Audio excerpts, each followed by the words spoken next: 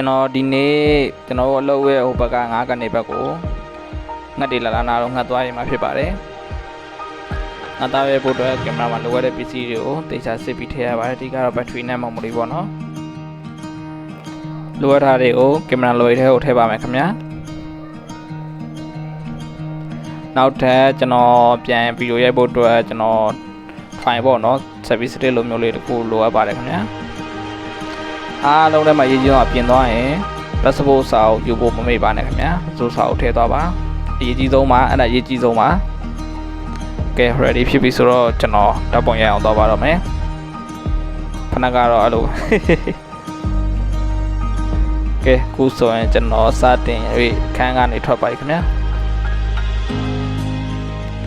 ခန်း9လောက်ဆိုရှိမရိုက်တော့တန်းပြီးတော့ဆင်လိုက်တယ်ကျွန်တော်အကိုစီရဆိုင်ငယ်ငှားပြီးတော့သွားမှဖြစ်ပါတယ်ဆိုင်ငယ်ပေါက်ထဲကိုလိုအပ်တဲ့ပစ္စည်းကင်မရာတွေပါထည့်ပါတယ်ဟောတော့ကင်မရာကြီးအဲ့တကားကြီးနဲ့ကြတော့လက်တွေပါစစ်တဲ့ခါကျရင်စကားပြောမှဆိုလို့ပါအဲကြောင့်ဆိုင်ငယ်ပေါက်ထဲပဲထည့်သွားပါတယ်ခင်ဗျာကဲခုဆိုရင်ကျွန်တော်ရရအောင်တော့ပါတော့ခင်ဗျာနည်းနည်းတော့ဝေးတယ်နည်းနည်းဝေးတော့နိုင်ဝက်ပေါ့နိုင်ဝက်မိနစ်40ပေါ့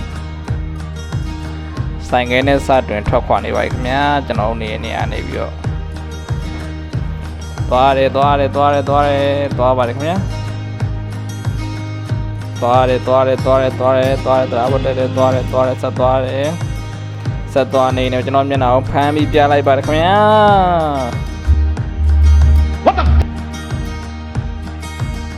7-Eleven ဝင်ပါတယ် 7-Eleven ဝင်ပြီးတော့ Brandy ဘူးဝယ်ပါတယ် Brandy ဘူးကဆိုးတခါသူကတဘူး15ပဲထင်တာမဟုတ်ဘူးသူကနှစ်ဘူးယူမှာ15ပဲရှိတယ်တန်းနေအဲ့နဲ့ကျွန်တော်သွားရင်နဲ့ဒီ9ကန်နေရှိရဲ့ဘက်ကိုရောက်နေပါပြီခင်ဗျာသွားတယ်မတွေ့သေးပါဘူးခင်ဗျာငှက်ရဲဖို့တော့မတွေ့သေးလို့ဆက်ပြီးမောင်းနေပါတယ်ခင်ဗျာသွားရင်နဲ့ကျွန်တော်မျက်နှာကိုထပ်ပြီးပြပါတယ်ခင်ဗျာကျွန်တော်မျက်နှာကိုကြည့်ကြပါဦးခင်ဗျာကဲခုဆိုရင်တော့တွေ့လို့ဟန်လေးတွေ့လို့ရိုက်ဖို့ပြင်ဆင်နေပါပြီခင်ဗျာ